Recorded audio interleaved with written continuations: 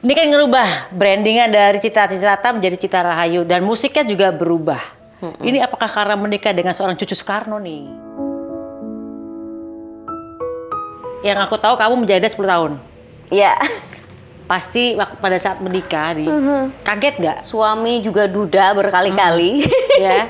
Jadi dia pengertiannya banyak ke aku. Aku ngerasa nih aku punya temen sahabat gitu. Gak ada kagetnya sama sekali. Aku lagi melarat saat itu. Melarat itu lebih bau daripada miskin ya. Oh, ini bener-bener nol, ya kan? Jadi apapun yang ada kerjaan itu saat itu terima lah gitu. Melarat versi seorang Cita Rahayu nih kayak gimana sih gitu loh? Makan itu mie instan itu ngutang sama yang punya kosan. Oke, terus 3 hari sekali makanmu puasa berarti? puasa.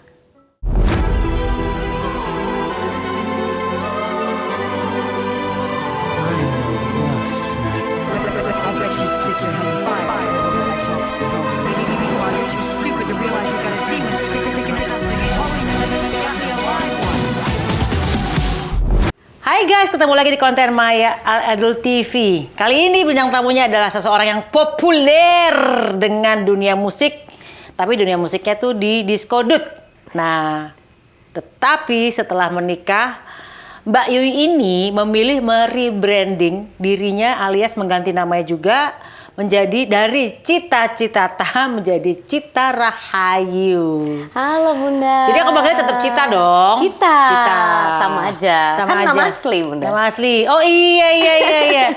Tapi sebenarnya gini, kalau kita boleh ngomong kan aku juga sering gonta-ganti nama artisku ya. Oh ya. Semua nama artis tuh kebanyakan aku ganti-ganti untuk sumber cuan lah, karena kadang-kadang misalnya nama yang kurang komersil sama nama yang komersil. Nah, sebenarnya kan nama Cita Citata kan komersil nih.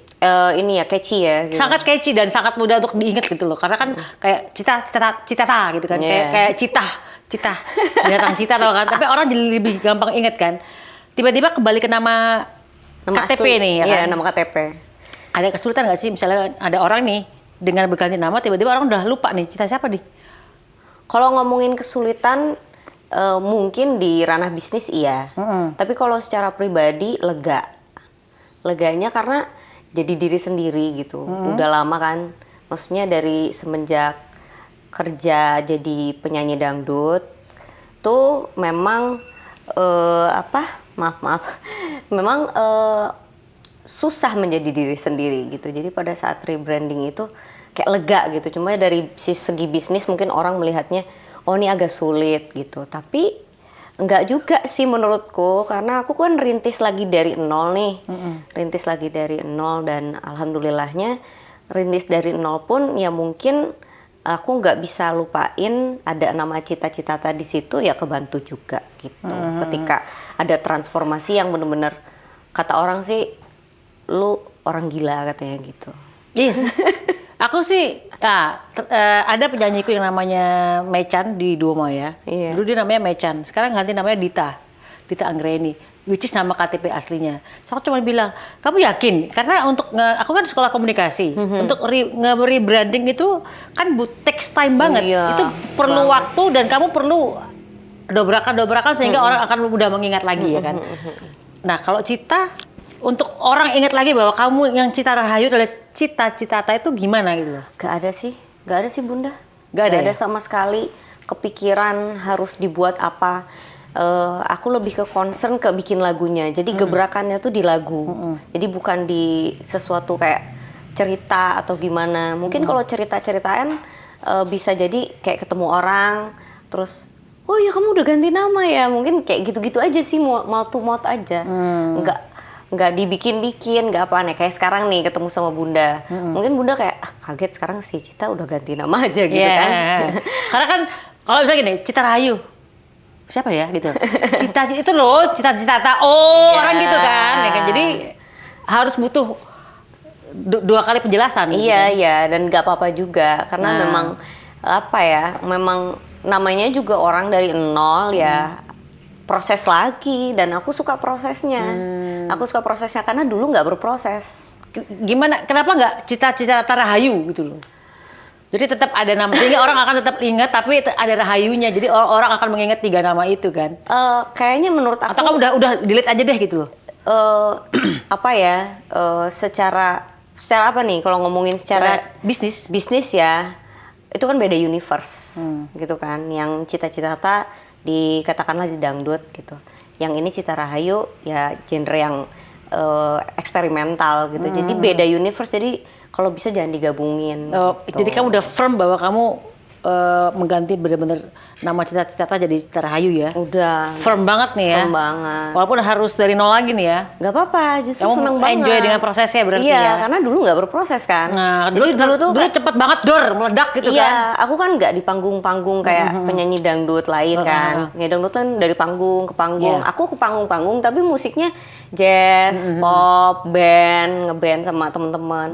Terus jadi ini kita bahas cita-cita asli musiknya yang terkenal di dunia musik dangdut. Ternyata Cita ini awal berangkatnya bukan dari musik dangdut ya? Iya, bukan. Jadi musiknya jazz, pop.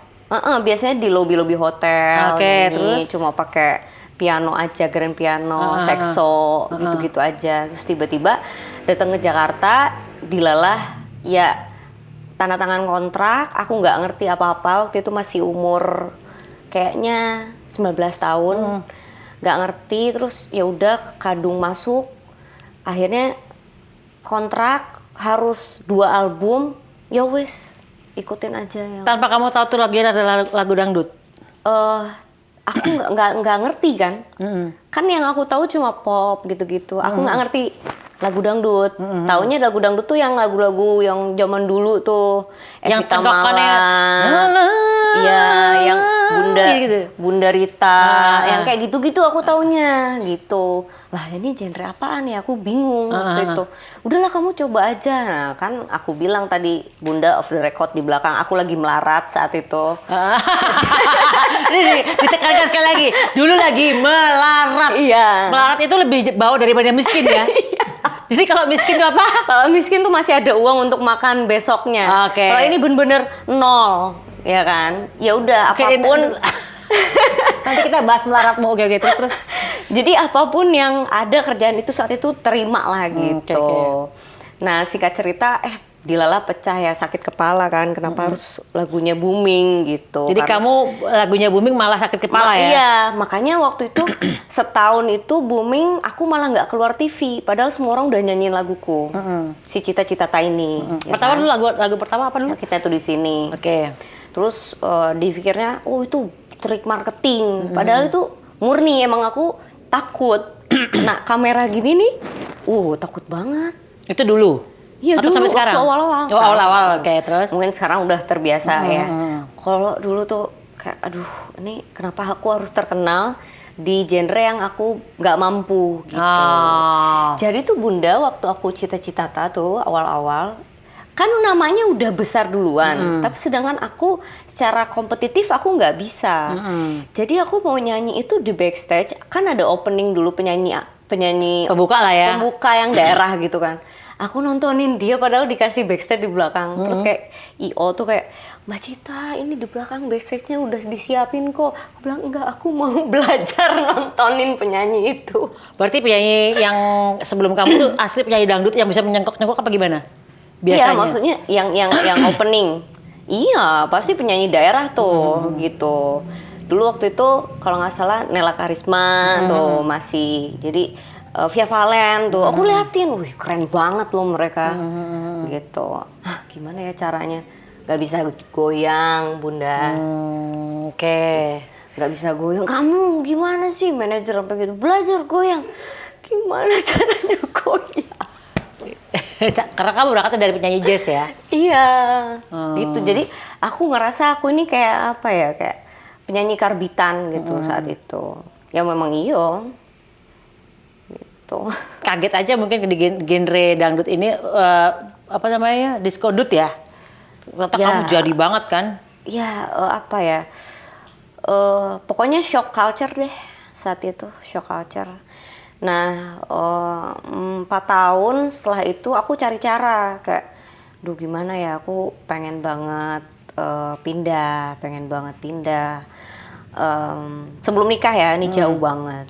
Coba deh, aku coba bikin kecil-kecilan label gitu sama temen-temen. Ingin kayak ngasih banyak pengalamanku ke orang-orang penyanyi-penyanyi baru, penyanyi dangdut. Nah saat itu alhamdulillah aku dapat artis namanya almarhumah Caca X Trio Macan gitu. Supportlah dia dulu supaya aku nanti bisa mundur. Aku bagian belakang lah, kalau nggak belakang aku ya nyanyi yang kayak sekarang gitu. Nggak taunya pas begitu dia lagi hits-hitsnya, emang Allah sayang sama dia ya. Waktu itu ada kecelakaan di tol, mau nggak mau kan. Nah terus ya pas banget memang manajemennya juga lagi ngaco, aku juga baru banget berbisnis. Jadi udahlah kita bubarin aja. Labelmu ini. Labelku ini. Jadi udah nggak ada lagi nih labelmu ya? Udah nggak ada. Gitu. Udah akhirnya selang-selang cerita aku masih nyari-nyari, aduh gimana ya caranya aku pindah ke pop, nggak laku. Karena masih sama-sama di dunia yang sama menurutku ya. Karena sama-sama apa ya bahasanya tuh dangdut sama pop tuh menurut aku sama-sama mayor ya, mayoritas tuh orang enggak juga. Kalau yang dangdut yang lebih ke India komersil lah menurutku. Kalau yang lebih ke India itu lebih ke minor kebanyakan. Iya benar, tapi maksudnya dangdut yang aku sama pop yang ballad itu sama-sama komersil gitu. Jadi ini apa nih yang kira-kira dan pop juga karena aku juga nggak terlalu bisa riff and run.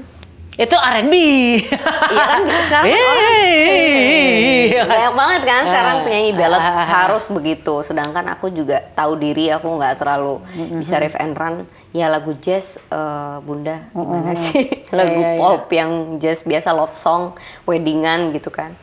Ya wes terus ya udah ketemu sama suami lah akhirnya. Suamiku dulu kan DJ lama tuh ya kan. Dia 17 tahun DJ.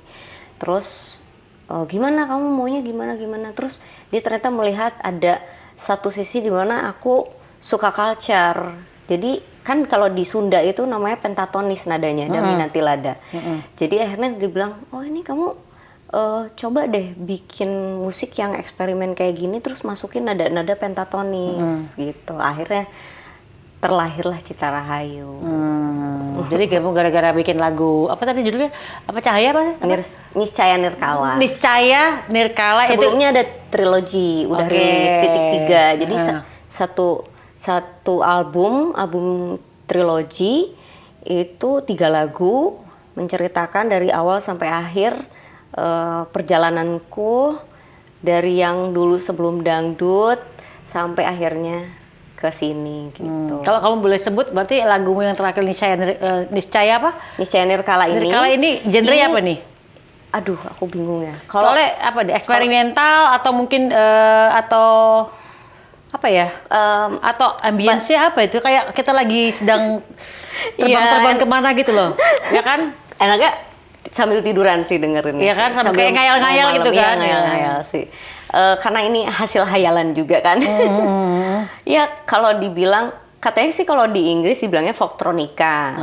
Kalau di Inggris. Terus kalau aku bilangnya nggak folktronica juga karena ada culture-nya juga kan, ada pentatonisnya juga. Jadi eksperimental aja sih, tapi masuknya ke folk karena kontemporer.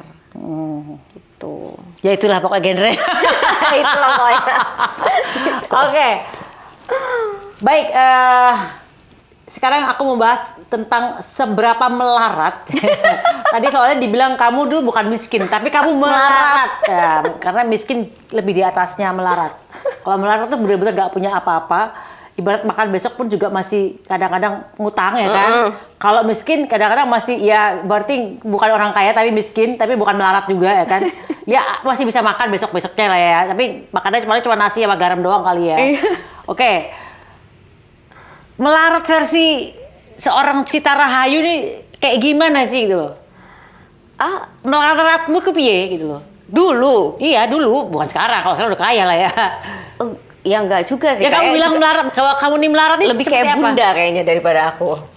Bukan, maksudnya iya kamu. Melarat dulu melarat. Ya. Ya bener-bener makan itu mie instan itu ngutang sama yang punya kosan. Oke, terus Terus 3 hari sekali makanmu puasa berarti? puasa. Wow. Terus Gitu. Terus ya udah terus kamu pernah nggak minta makan ke tetangga? Aku boleh bagi makan nggak gitu? Oh, enggak. Nggak sampai Enggak segitu. sih. Mendingan puasa berarti kamu? Iya, iya sekalian aja belajar ya. Puasa. Kan bagus puasa kan? Iya, buat detox badan bagus. Terus Gitu. Terus ya itu datang ke Jakarta ya. Kalau di Bandung kan ada keluarga gitu. Tapi ya bentar. Di keluargamu nggak melarat dong? masuknya miskin keluarga gue. Oke, masuknya miskin berarti ya, masih bisa inilah ya, masih bisa makan walaupun mungkin makannya nasi garam lah ya gitu. Iya. Misalnya gitu kan. Tapi ya aku memang tipikalnya aku satu-satunya anak yang agak bahasanya tuh beda dari anak-anak yang lain gitu. Pengennya udahlah aku cari kerjaan deh buat bisa naikin derajat keluarga gitu. Nah, dilalahnya ya dengan banyak lika-liku hidup gitu.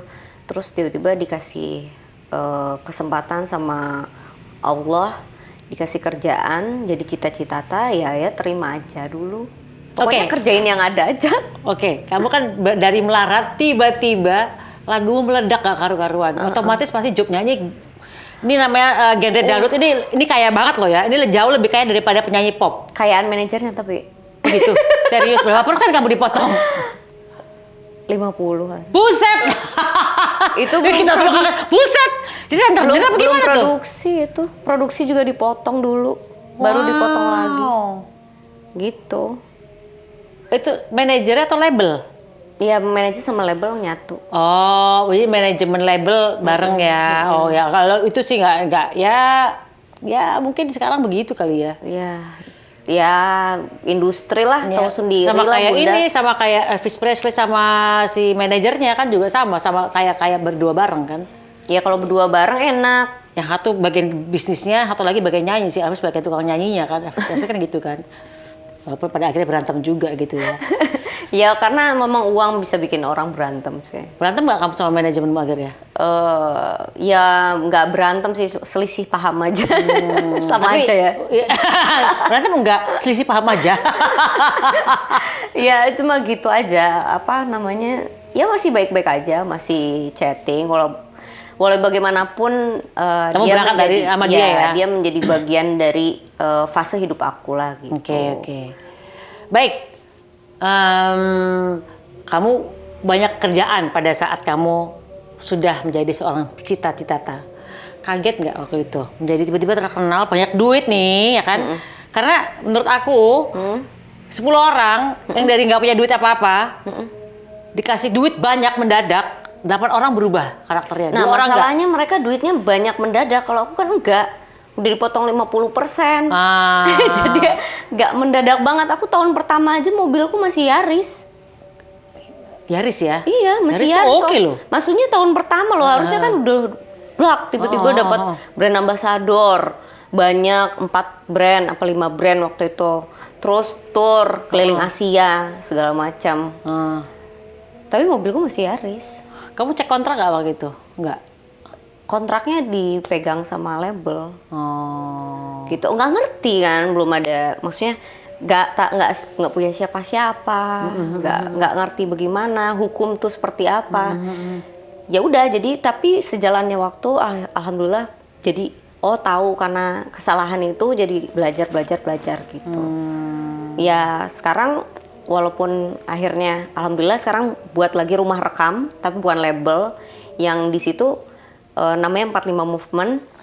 Aku banyak mewadahi. Ini keluarga 45 semua nih kayak iparmu juga 45 juga kan, sekolah DJ kan. Itu DJ-DJan tuh 1945. Ini 45 Movement. Jadi khusus untuk mewadahi kayak misalkan orang-orang yang musisi-musisi yang punya berbakat, talenta, nggak punya wadah, terus ke label takutnya gimana, akhirnya di sini kita bantuin kayak rekaman gitu, free. Wow. Sangat mulia sekali. Ya, nggak, maksudnya apalagi karena udah punya pengalaman banyak ya, pastilah banyak yang gini loh, pencipta itu menurut aku ya, itu harusnya nggak dimiliki lagunya oleh label gitu. Memang enggak kan? Ya kebanyakan begitu, mereka yang nyiptain, label yang ngambil karena dia invest gitu, bayarin video klip, rekaman dan lain-lain. Tapi kan akhirnya kalau secara hukum sebagai songwriter kan berbeda. Maksudnya gitu loh. royalti ya, Iya, royalti ya, tapi kepemilikan bisa jadi punya label kebanyakan. Berarti si yang pengarang lagunya nggak baca kontraknya nih. Seharusnya kita sebagai pengarang lagu tahu bahwa itu milik kita sendiri. Ya kalau misalkan kayak Bunda gini kan udah ngerti bisnisnya, tapi kan kalau yang di daerah kan belum ngerti. Nggak ngerti, pokoknya jual putusnya 5 juta, kamu mau tak beli lah ya gitu ya. Gitu kan kalau yang di daerah kayak, oh iya kita masuk label Jakarta, gitu kan. Tak bayar cuma 5 juta ya cukup ya gitu ya. Nggak apa-apa lah laguku, nggak apa-apa. Nah lagunya diambil gitu kan. Tapi dia tetap dapat royalti. Royalti kan beda sama pemilikan lagu. Kalau pemilikan lagu, let's say misalkan dititip deh 5 tahun, kita bisa ambil lagi. Iya. Bener nggak? Harusnya kan gitu kan, dititip ke publisher ya kan. Ini kan enggak, kalau udah masuk ke label dibayarin rekamannya dan lain-lain ya nggak salah juga sih. Tapi ya tergantung dealingnya aja sih. Iya, jadi buat kalian pengarang lagu, siapapun dimanapun kalian berada, belajar bahwa kalian masih punya hak kepemilikan lagu. Sehingga kalau kalian kontrak dengan label, artinya kalian cuma menyerahkan hak pemakaian doang. Bahwa kepemilikan tetap milik kalian. Kecuali kalian serahkan kepada publisher. Kamu sewakan 5 tahun, boleh lain lagi. Itu juga sewa lagi kan? Cuma sewa 5 tahun, 10 tahun, yang gitu kan. memiliki kita. Yang menciptakan. Iya, betul. Gitu. Nah ini nih nggak banyak orang yang tahu loh Bunda. Jadi di 45 Movement tuh banyak banget orang-orang daerah datang. Terus kita saling tukar pikiran, discuss gitu tentang, oh ini nih dunia di industri ini kayak gini, dark side-nya kayak gini, light-nya kayak gini, bright-nya kayak gini, gitu-gitu. Oke. Baiklah. Nah, ini kan ngerubah brandingan dari Cita Citata menjadi Cita Rahayu dan musiknya juga berubah. Ini apakah karena menikah dengan seorang Cucu Soekarno nih? Aduh, nggak atau sama sekali nggak? Atau emang kamu aku kan aslinya penyanyi pop, penyanyi jazz. Aku pengen menjadi diriku sendiri lagi. Ya, sebenarnya aku pengen bebas. Bebas, menurut aku bebas itu lebih berharga daripada uang, materi, dan semua kekayaan yang kita punya. Karena kebebasan itu hakiki dan itu nggak bisa dibeli, itu priceless. Merdeka! Kita kata zaman kebebasan. Merdeka atau mati. Gitu ya. Kalau ini sekarang ya bebas, itu, bebas, merdeka. Jadi apapun yang aku mau lakuin ya itu jadi diriku gitu. Makanya orang bilang, oh kenapa semenjak menikah dengan Mas Didi yang notabene keluarga Pak Bung Karno. Bukan itu sebenarnya, tapi karena kita sama-sama musisi, jadi kita ngeblend tiap hari itu kita ngobrolnya musik, kalau nggak musik politik, udah itu aja terus, dan itu kita kayak temen, jadi akhirnya terciptalah musik begini gitu. Karena keruwetan politik itu akhirnya musiknya jadi kayak orang jadi ruwet juga gitu. Jadi butuh harus tiduran dulu untuk bisa menikmatinya ya kan. Apa tadi namanya folktronik ya? Folktronika. Oke, nah berarti kamu sudah di titik kalau aku kan misalnya gini, aku nyanyi karena lagi mau aja. Kalau nggak mau ya wes, aku kebanyakan nggak mau nyanyi gitu kan. Iya. Paling jadi main musik ketika menjadi juri. Nah, seorang Cita Citata nih yang sudah kenyang di dunia musik Indonesia nih ya. Udah pindah ke Cita Rahayu. Udah pindah ke Cita Rahayu nih sekarang. Berarti kamu main musik untuk hobi aja, untuk senang-senang aja seperti aku? Atau untuk apa nih? Kalau ada kerjaan diterima pasti karena seneng. Bisa manggung lagi kan kadang-kadang suka kangen juga kan. Yes. Gitu. Gak ada kerjaan ya udah. Yang penting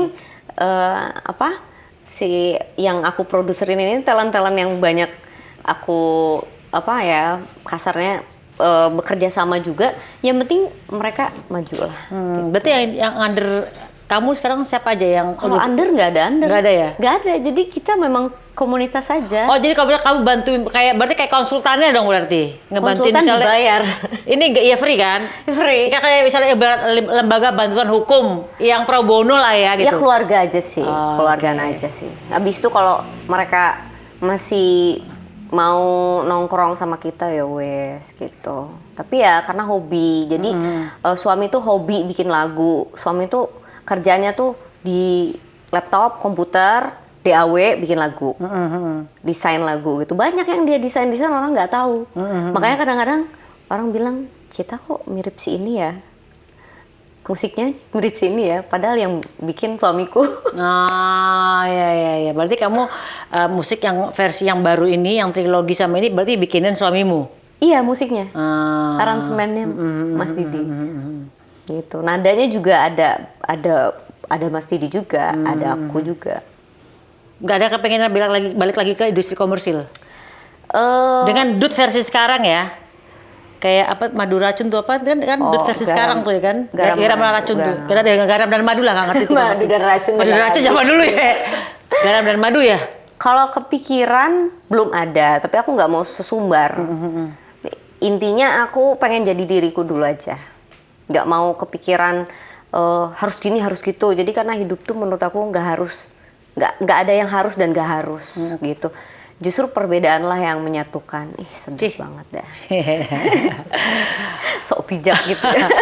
Oke, tapi biasanya konsekuensinya ketika seseorang sudah merubah dirinya dan lama menghilang, untuk naik lagi ke permukaan. Ini which is ini nasihat aku selalu kasih ke junior-juniorku. Ingat ya, ketika kalian merubah image kalian harus siap ya. Tidak mudah untuk kembali lagi ke atas lagi karena kalian sudah terlalu lama hilang. Dan itu terjadi kepada mereka-mereka yang sudah aku kenal dari nol, meledak, kemudian hilang, dan susah banget kembali lagi ke atas. Karena mereka sudah terlalu lama keenakan di luar nih. Tapi nama masih yang baru. Nama masih yang baru. Oh ya iya pasti, karena Gitu. proses. Tapi sudah sekitar mungkin orang begitu mungkin sudah nggak kenal dia lagi. Kalau Iya. dulu masih kenal. Kalau sekarang aku nasihatnya selalu sama bahwa ketika mereka merubah namanya aku selalu bilang kamu ada konsekuensinya. Kalau kamu nggak bikin gebrakan orang akan cepat lupa. Betul. Dan untuk kembali lagi menjadi naik lagi itu takes time. Iya kalau naik banyak kan gagal ya Iya. kan gitu. Jadi kira-kira gebrakan apa lagi nih yang akan membuat kamu nih nanti ini udah kelamaan nih. Kamu mau ngapain lagi di dunia Ya musik aku di Indonesia? musik aja sih Bunda. Udah gitu Di aja, musik berarti enjoy aja. Ini aja aku kaget gitu dengan aku anak baru gitu. Musiknya Niscaya Nirkala tuh sampai diomongin sama semua orang. Gitu di YouTube semua orang terus pada ngetek aku. Aku kaget gitu. Aku kan anak baru ya. Terus kok anak baru gitu bisa diterima terus mereka juga ngeh gitu. Itu aja udah suatu achievement sih buat aku. Aku nggak pengen yang kayak gimana banget, ngalir aja gimana sing Gusti Allah ngasih gitu. Jadi kamu di ngalir aja segimana Gusti Allah kasih ya. Iya. Oke. Sebagai seorang istri, ini kan sekarang beda ya. Kalau yang aku tahu kamu menjanda 10 tahun. Iya. Pasti pada saat menikah kaget nggak? Kan udah lama jadi seorang janda, which is aku Iya. juga lama jadi seorang janda. Sama ya. Ketika nikah agak sedikit punya suami nih kita nih. Kadang-kadang lupa kalau kita lagi udah punya suami kan kadang-kadang gitu. Pernah nggak kamu kaget yang awal-awal pernikahan itu? Nah. Atau kamu Aku tuh ada keberuntungan karena suami juga duda berkali-kali. ya. Jadi dia pengertiannya banyak ke aku. Gitu kan. Contoh nih misalkan, contoh yang paling kecil. Kan naruh anduk deh. Karena kita biasa sendiri kan ada mbak gitu, naruh aja gitu kan. Nah kan kalau udah bersuami istri, biasanya istri harus beberes gitu kan. Nah suami aku tuh bukan orang yang kayak repot harus kamu harus jadi istri yang masak, kamu harus istri ini. Nah, enggak, suamiku tuh sangat pengertian sekali gitu. Jadi aku nggak ada ngerasa kaget sama sekali gitu. Mungkin lebih tepatnya malah aku ngerasa nih aku punya temen sahabat gitu. Nggak ada kagetnya sama sekali. Sahabat tapi mesra. Iya. Sahabat bisa, suami bisa. Udah gitu produser juga. Terus? Iya. Jadi kamu gak kaget sama sekali ya? Nggak kaget sama sekali gitu. Kagetnya cuma tiba-tiba ada orang di sebelah aja. Iya. Setiap hari yang biasanya sendiri gitu. Oke. Sebagai seorang istri, support apa aja dari istri ke Aku ya? suami ya? Aku yang pasti support mental yang pertama. Kenapa? Karena suami kan dia born di politik, memang hidupnya politik. Jadi yang paling penting adalah bangun tidur senyum. Jadi membuat Itu bukan aja di politik, semua istri harus bangun tidur senyum. Ya kadang-kadang kan kalau cewek kan ada hormonal. Ya. Tiba-tiba kan lagi mau period gitu, tiba-tiba langsung bete aja gitu kan. Nah, paling penting jaga semangatnya dia aja supaya apinya nggak putus. Yang kedua, kadang-kadang kerjaannya gitu kan, kerjaannya dia kalau misalkan ada kerjaan ya aku yang pasti prioritasin suami lah. 1 minggu udah pasti aku nggak kemana-mana. On duty aku bilang ke temen-temenku. Sama. Tuh, kan jadi gak heran dong gue kalau bisa 1 minggu, gak ada, gue gak mau tambah kerjaan. Iya, karena itu tugas. Ya walaupun tidak ditugaskan sama suami, tapi menurutku itu udah auto aja sebagai istri. Kalau bisa temenin lah suami kalau libur gitu. Ini kesadaranmu sendiri berarti ya? Sadaran, karena memang suami tuh nggak pernah ngelarang, nggak pernah apa gitu. Kadang-kadang kalau mendapat suami yang nggak pernah ngelarang kayak suami-suami kita bingung kan? Bingung, benar. Ini kita temenin nggak ya? Ya, jadi akhirnya kita memutuskan, udah Sabtu Minggu kita nggak kemana-mana deh gitu. Padahal belum tentu dia jadi di rumah juga, kadang-kadang tinggal kelayapan juga. Kamu berarti juga ngalamin hal yang sama nih ya? Sama, sampai dia juga, kamu main dong, kamu main kan dulu kamu sering main, sering jalan gitu. Enggak malah disuruh-suruh malah nggak mau. Iya. Oh, begitu. Lucu. Lucu ya. Berarti kamu udah 5 tahun ya pernikahan? Iya. Aku ya kalau kalkulasi pacaran ya 5 tahun, sebenarnya mau 4 tahun sih. 4 tahun. Oke. Ini ada lagi. Seorang Cita Rahayu pernah sempat meng-up lagi kejadian yang tidak mengenakan di salah satu kafe yang dialami oleh teman dan kamu ikut diusir. Iya. Sekarang apakah seorang Cita akan lanjut lagi ke jalur hukum kasus ini? Sampai kamu posting dengan hashtag no viral, no justice. Oke, yang pertama aku mau tanya Bunda. Kalau Bunda ada di situ melihat anak bayi diludahi di depan muka umum, apa yang Bunda akan lakukan? Duh, tak laporin. Nah, tergantung sih. Aku akan tanya si anakku ini, kamu terima nggak? Nggak terima. Kalau nggak terima ya laporin polisi. Ya gimana sih diludahin segini? Oh, iya sih. Segini, emang sengaja. Iya, Dengan sengaja. iya, itu sih. Dan iya. aku saksi mata gitu.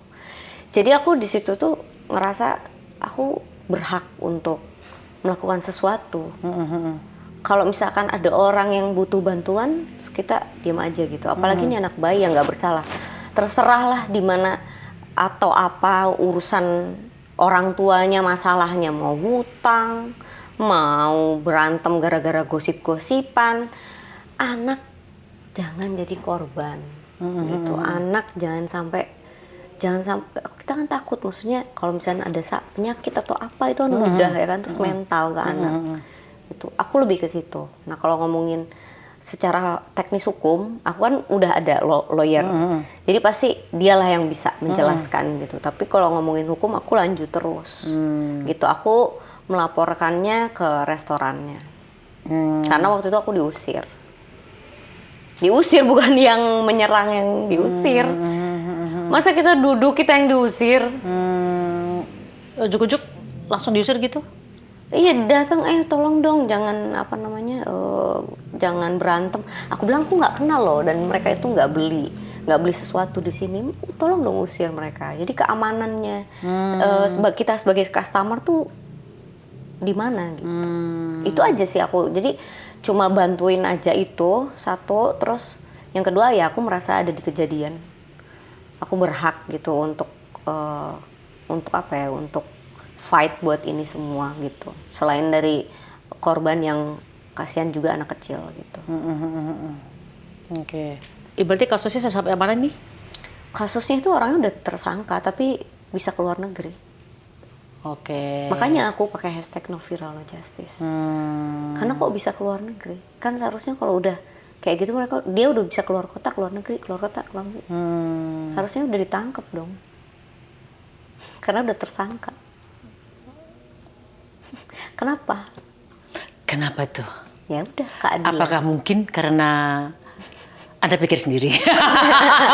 Itu udah dijelasin tuh sama lawyerku tuh. Sama lawyernya korban juga. Mungkin Panji bisa menjelaskan. Oke, aku doain mudah-mudahan kasus ini bisa ditangani dengan seadil-adilnya. Amin. Ya. Terima kasih Bunda. Karena kan pasti kalau itu berarti masuknya ke perbuatan tidak menyenangkan ya berarti. Oh, ada kekerasan, terus ada pengerusakan juga. Oh, ada pengerusakan Iya. juga. Oh, wow. Jadi berapa pasal tuh? Ada juntonya juga sih, gitu. Terus nanti juga aku mau bantu untuk ke Komnas Anak juga, untuk pelaporan ke anak bayi karena kan anak bayinya belum bisa ngomong, gitu. Umur piro ya? Waktu itu 7 bulan. Oke. Dari bulan Februari kita ikutin kasusnya sampai November baru di SP2HP, gitu. Ya bantu-bantulah untuk beberapa teman-teman masyarakat netizen. Kalau aku sih ya, aku ngerasa aku karena punya media, Platform lah ya. platform cita-cita daripada nggak aku pakai ya kan. Jadi aku bantu ke situ supaya ini mendapatkan keadilan gitu. Gitu. Oke, lanjutkan. No viral, no justice. Yes. Baik, apa mimpi terbesar seorang Cita di tahun ini? Dan mungkin kira-kira 5 tahun lagi seorang Cita nggak mau ngapain? Mimpi ya. Mimpi tahun ini dan 5 tahun lagi kamu udah ngapain nih? Mimpiku masyarakat yang rakyat jelata ya sama kayak aku sekarang. Kamu kak jelata ya. Jangan bilang melarat lagi loh ya. Ya apalagi yang melarat. Apapun itu bisa negara ini cepat pulih lah untuk mendapatkan keadilan. Karena banyak banget kriminal sekarang, banyak banget hal-hal yang nggak adil yang dirasakan sama orang-orang sekarang gitu, terutama untuk orang-orang yang kurang mampu gitu ya. Apa ya bahasanya? Iya, terus banyak banget banjir, terus pemerintah yang luar biasa. Ya semoga cepat pulih lah Indonesia. Kalau aku ke situ sih, aku bingung mau gimana. Soalnya kalau aku mimpi untuk diri sendiri, di sekitar aku lagi kayak begitu, Bunda. Gitu. Jadi kamu lebih concern kepada orang lain ya? Pasti karena diriku sendiri udah selesai. Udah selesai, aku udah apa ya, di spiritualku gitu. Aku udah menemukan diriku gitu. Aku nggak perlu, kayaknya udah cukup buat diriku gitu. Wah, ini ngomongnya lebih dalam nih, menemukan diri nih. Udah ketemu yang dalammu berarti. Menemukan diri toh? Iya, jadi diri sendiri. Gitu. Maksudnya menemukan diriku tuh jadi diri sendiri. Gitu. Jadi aku nggak perlu lagi memikirkan aku sendiri. Aku kalau bisa aku bermanfaat lah buat orang banyak. Oke, cool. 5 tahun lagi mau ngapain? 5 tahun. Seorang Cita Rahayu, 5 tahun lagi kira-kira ngapain? Aku soal lagu aja aku kasih ke Allah, apalagi 5 tahun lagi. Mungkin kira-kira kayak 5 tahun lagi gue gini nih. Apa ya? Aku bingung. Pokoknya menjadi manusia yang bermanfaat lah, yang dari dasarnya melarat tadi sekarang udah punya platform, punya media, bisa bermanfaat sebanyak-banyaknya. Jadi tahun ini sama tahun 5 tahun lagi sama berarti ya? Pokoknya harus bermanfaat. Oke. Apapun Dimanfaatkan terserah. Udah jangan biasa. Dong. Jangan dong. Karena ada yang jagain sekarang. Oh iya. Ya udah, aku doain mudah-mudahan seorang Cita tetap eksis ya di industri musik Indonesia. Dan meledak lagi. Kita doain. Amin. Dan apapun yang dibantu oleh seorang Cita bersama suami menjadi ladang pahala juga. Amin. Dan kasusnya yang sedang dilaporkan juga jalannya mendapatkan keadilan. Amin. Karena kan kebanyakan kalau kita tahu hukumnya ada, tapi keadilannya nggak ada. Hukumnya mah ada, Kenapa tuh? tapi keadilannya nggak ada gitu kan. Iya. sana. Semoga Indonesia juga banyak berubah. Amin. Amin. Makasih udah mampir ke Rumah Pejaten and sukses. Makasih banget Bunda Yes. sudah undang kita ke sini. Nyanyi dulu tapi. Bisa nyanyi dulu. Emang ada segmen nyanyi gitu di sini. Langgung di sini ya. Ya Allah, nggak Sekelumit ada musiknya. niscaya apa nirkala apa tadi? Niscaya Nirkala. Niscaya nirkala ya Allah. Niscaya Nirkala, Niscaya Nirkala. Kayak nyinden ya. Iya, pentatonis. Pentatonik ya. Oh, jadi namanya kalau nyinden-nyinden itu pentatonik berarti ya. Iya, ada. Oke. Ya wes matur suwun Mbak Yu. Matur suwun, Sukses Bunda. dan semoga harmoni Sehat sama suami selalu ya. Bunda dan suami. Amin, amin. Sukses untuk Bunda Maya TV. Oke, makasih and see you in the next content. Bye.